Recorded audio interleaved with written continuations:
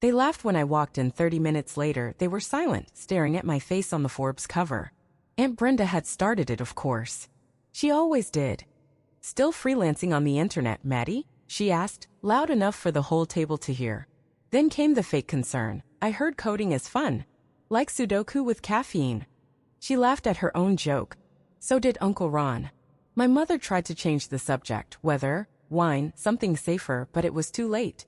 Scarlett, my cousin and the golden child of Beaumont Capital, gave me a glance like she pitied me, like I was the family's shame.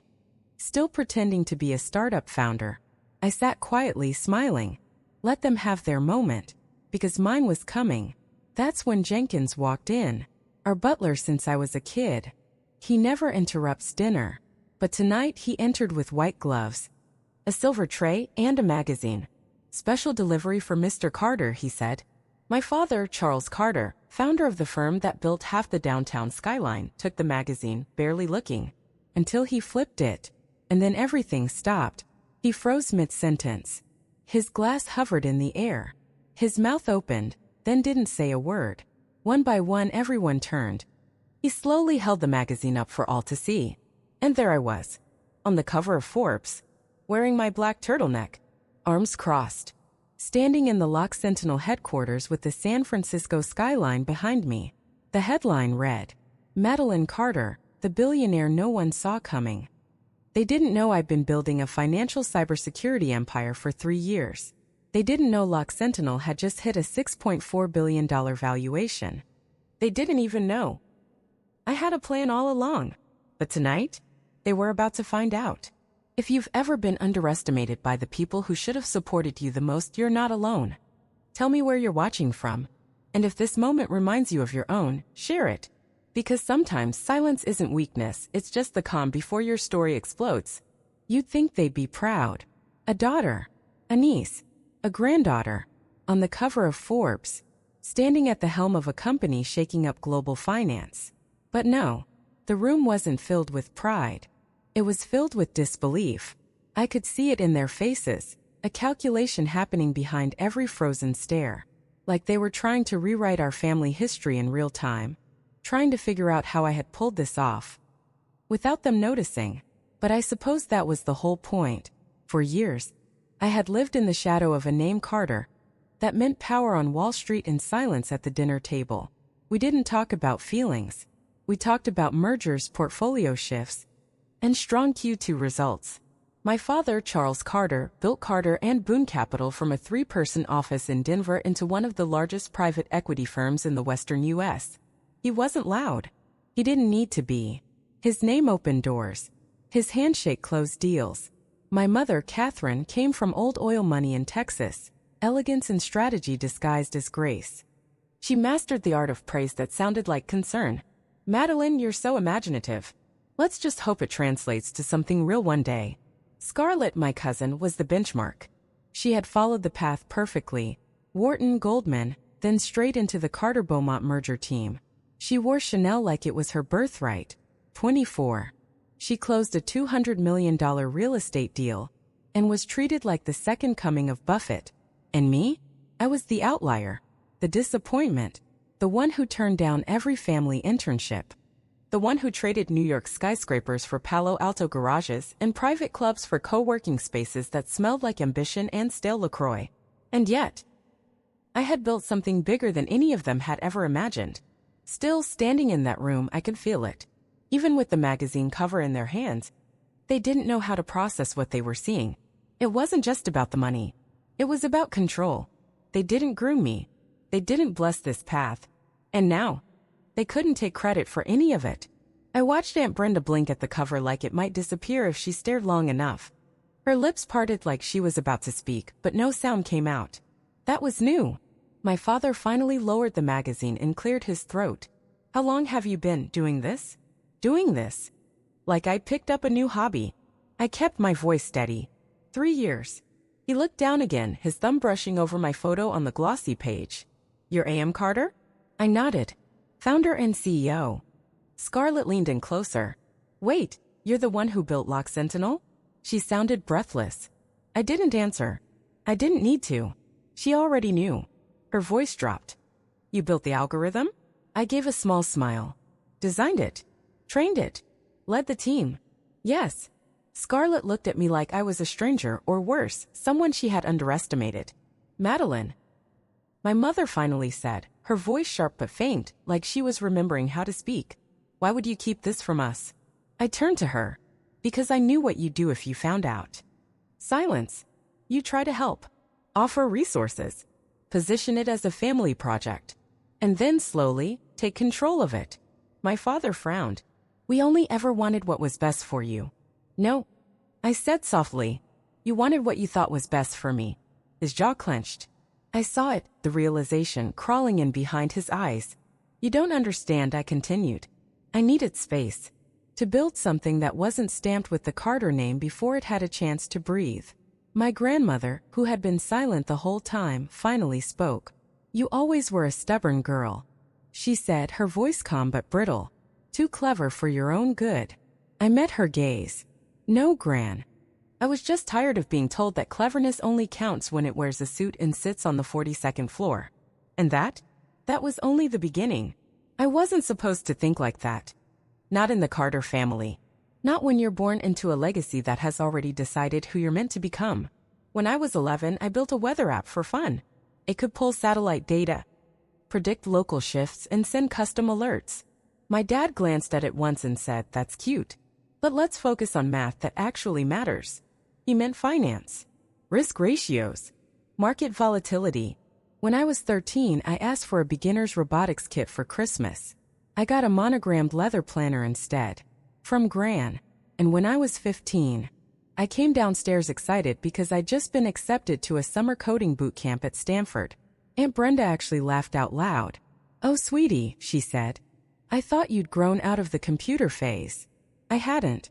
I just stopped talking about it. By the time I turned 18, I knew how to smile, nod, and give just enough to avoid scrutiny. They thought I'd applied to Wharton. I chose Stanford. They assumed I'd switched to business by my second semester. I doubled down on machine learning. Still, part of me wanted their approval. I just didn't want to earn it the way they wanted me to. In my sophomore year, I joined a group of brilliant misfits, the kind who never wore matching socks and drank too much yerba mate.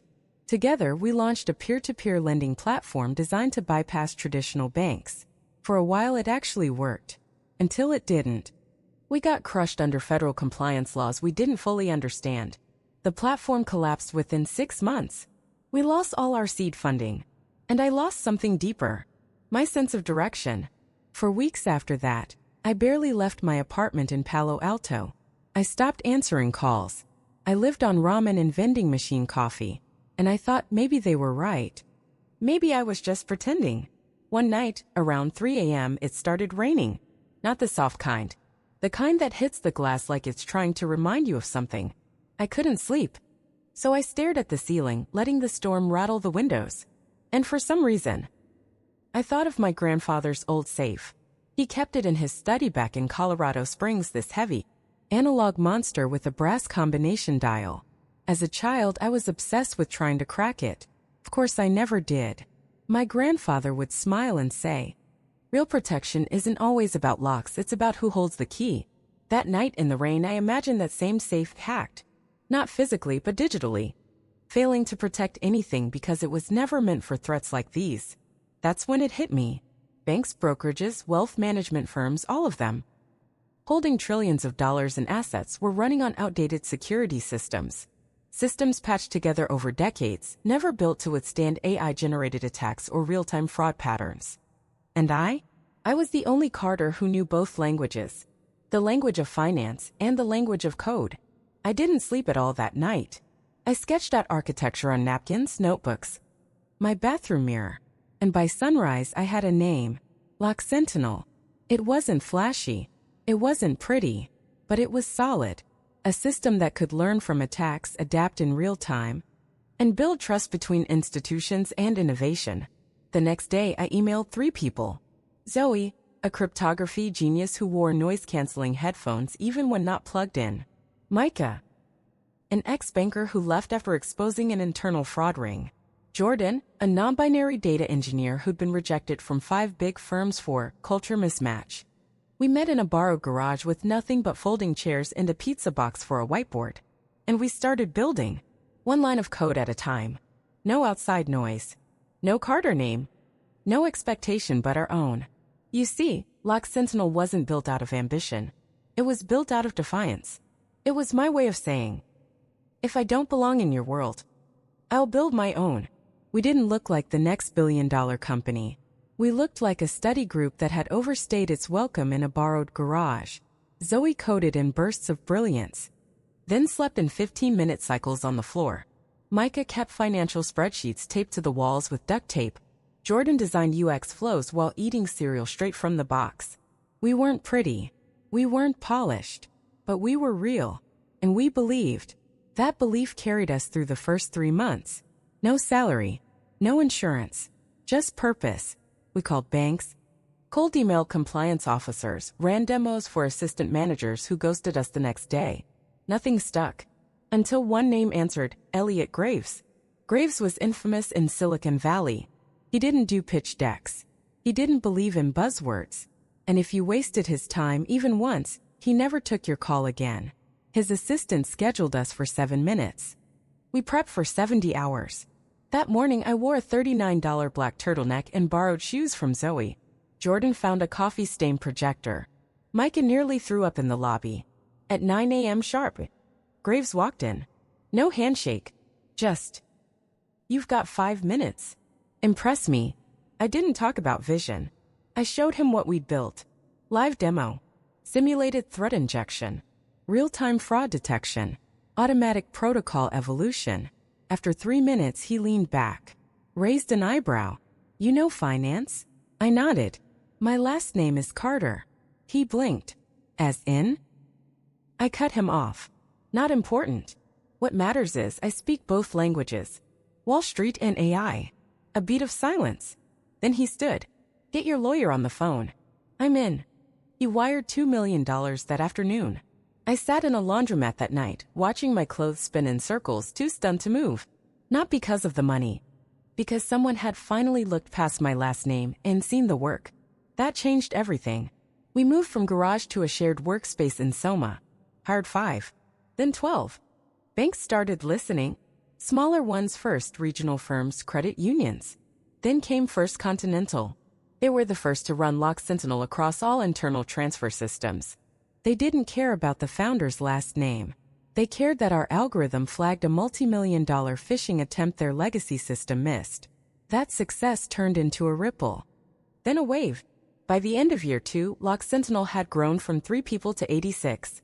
We didn't celebrate with champagne. We ordered tacos and coded till 3 a.m. But as our visibility grew, so did the risk of being recognized. I'd gone to great lengths to hide my identity. Legally, I signed everything as A.M. Carter. Internally, my team knew who I was.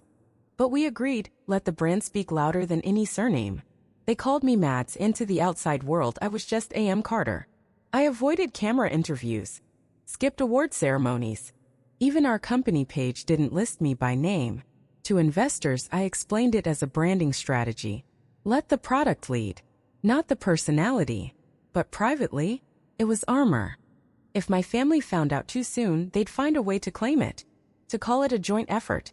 To reframe the narrative. Carter brilliance strikes again. I couldn't let that happen. Not yet. Not until the foundation was too solid to shake. People warned me. Be careful. Transparency matters. Investors want a face. But Graves understood. The work speaks, he said. And if the press starts sniffing around, let me handle them. For a while that worked. Then the awards came. Most disruptive AI platform, fintech visionaries. Cybersecurity pioneer of the year. My name wasn't on the plaques, but the initials were. M. Carter. That winter, our seed round closed at $28 million. Valuation. Just north of $540 million. I still drove my 8-year-old Toyota. Still shared a 1-bedroom with Jordan. Still kept my real story offline. Because I wasn't done. Because I knew the reveal would matter more when no one could question how I got there. Lock Sentinel didn't need my face. It needed my silence. Until the right moment came to break it. We crossed the $1 billion line on a rainy Thursday. I didn't even realize it at first. Micah burst into the conference room holding his laptop, hair wet from running through the parking lot. "We just closed the deal with Horizon Bank," he said, breathless. $11.2 million contract. That was the one. That was the final piece. I stared at him. "You're sure?" He flipped the screen toward me. Lock Sentinel. Valuation, $1.02 billion. There it was. A tech unicorn. Built in silence. Built in shadows. Built without a single favor from the Carter name. I didn't cry. Didn't scream. I walked into the quiet kitchen of our Soma office, made myself a coffee, and stared out the window until it went cold. Because I knew something was coming next. 3 weeks later, the call came. Unknown number. I almost didn't answer. "Hi. This is Rachel from Forbes. I hope I'm not catching you at a bad time." I froze. "We've been following the AM Carter mystery for over a year. Your company's growth, the security protocol, the adoption rate across global institutions, it's unprecedented." Pause. "We did some digging." She didn't need to say it. She knew.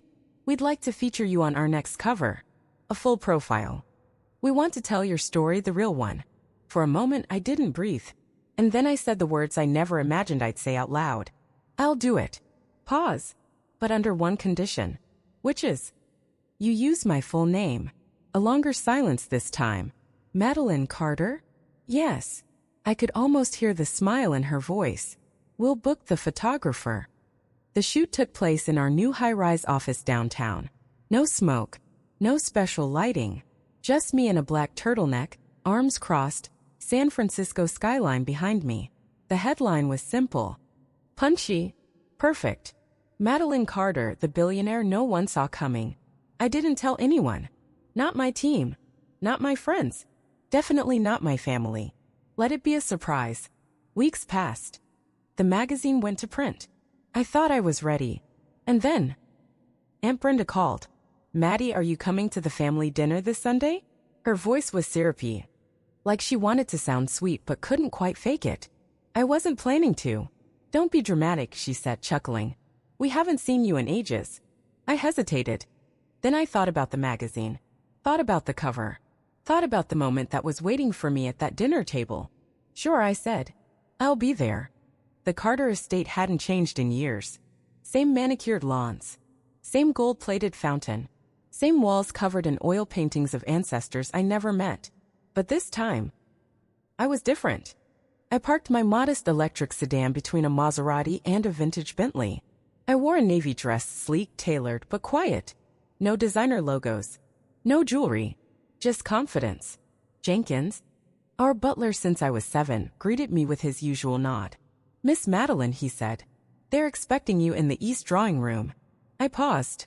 "Jenkins," I asked, voice low. "Has the mail arrived?" He smiled faintly. "It's in the tray, just like always." Inside, the scene was exactly as I remembered. My father by the fireplace swirling scotch. My mother arranging flowers that didn't need rearranging. Uncle Ron bragging about his latest real estate acquisition. Scarlett showing off her engagement ring. While Brenda offered critiques no one asked for. No one noticed me at first. Which honestly was fitting. Scarlett finally turned. "Madeline, you made it. I thought you'd be too busy with whatever it is you're doing these days." I smiled. "Yeah, I figured I'd squeeze in a little family time." She grinned like she was being generous. "I just got promoted, by the way. Senior VP of Client Strategy."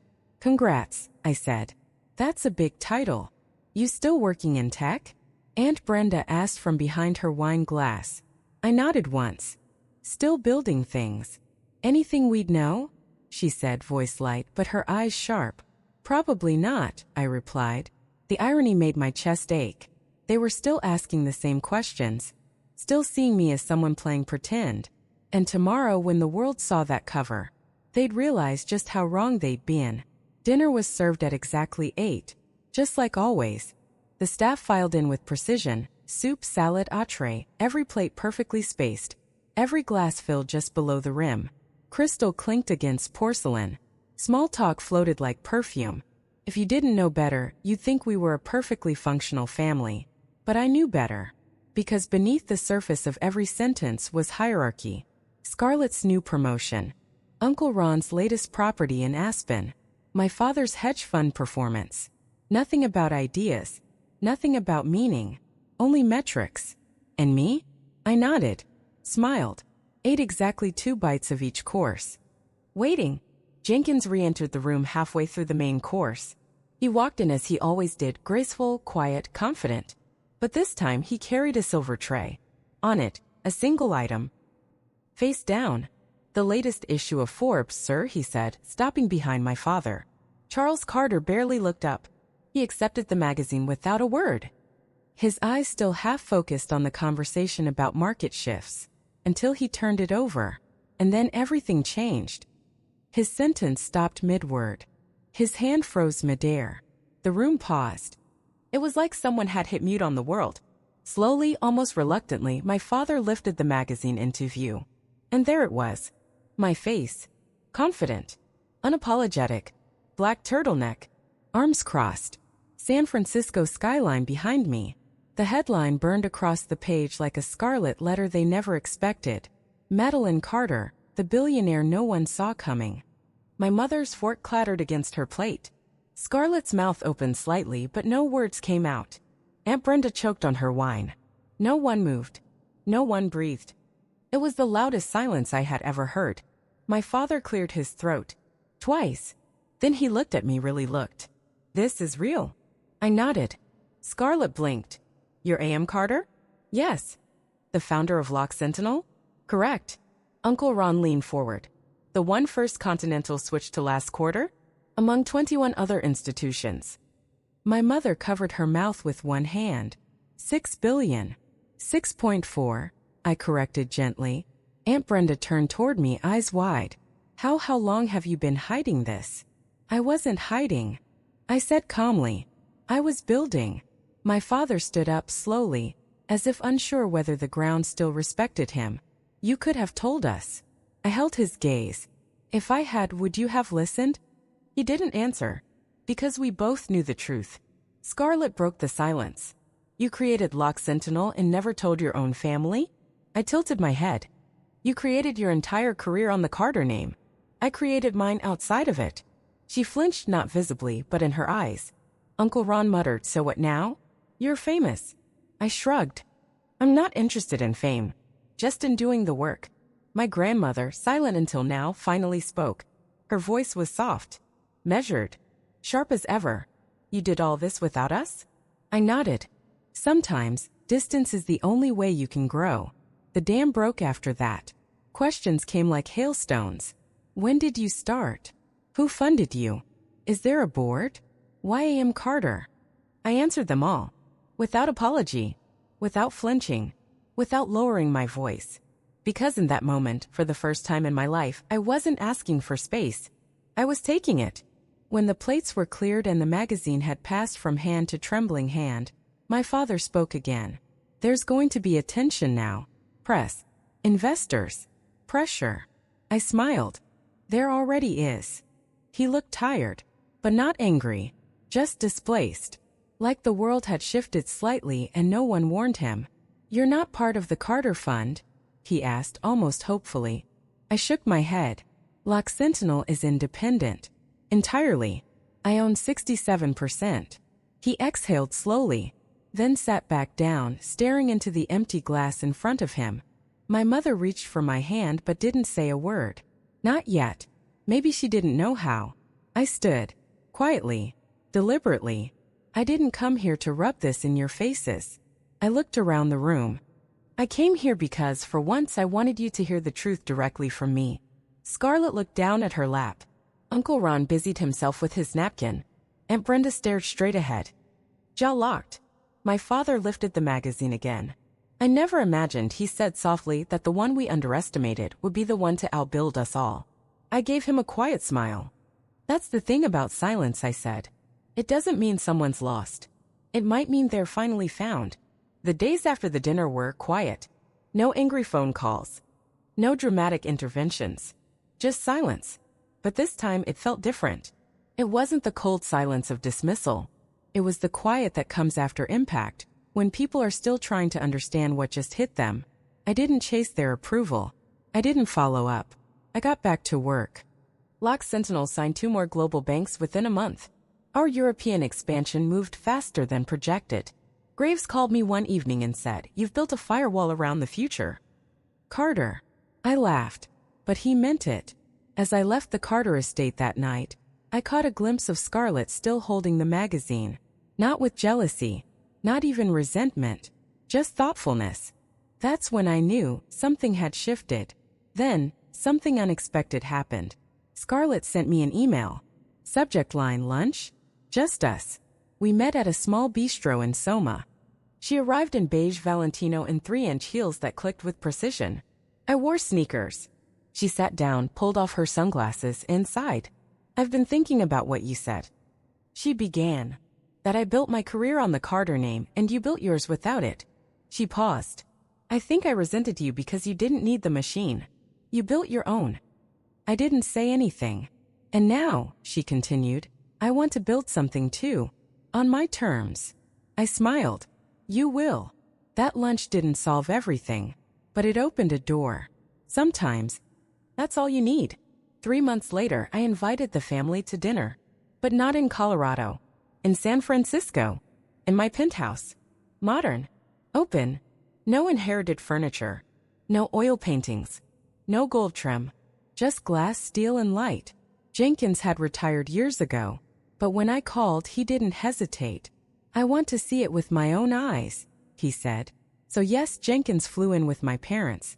"To see how the other half leads," he joked.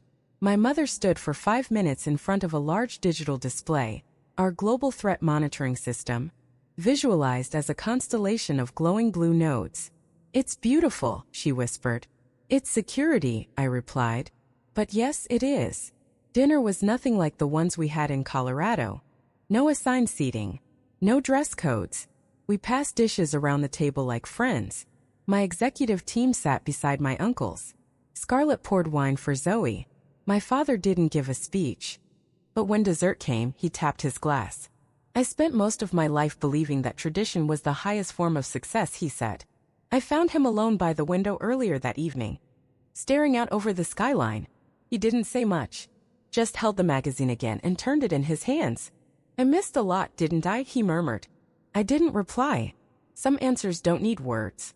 He looked at me. But what Madeline built reminded me that legacy isn't just what you preserve. It's also what you're brave enough to reimagine. He raised his glass. "To our next chapter, one we write together."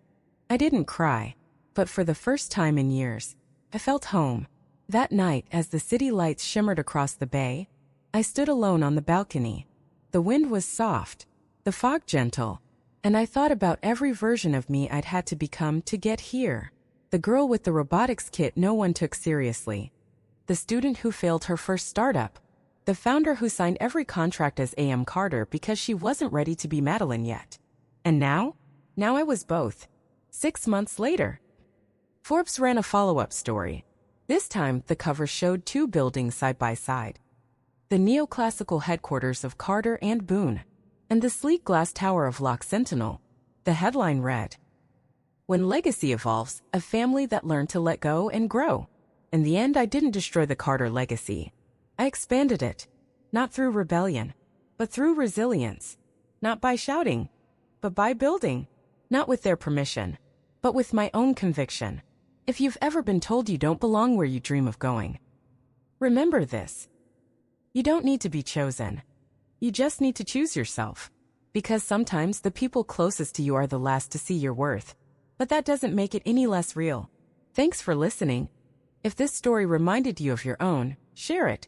And tell me where you're watching from, because stories like these deserve to be heard, not hidden.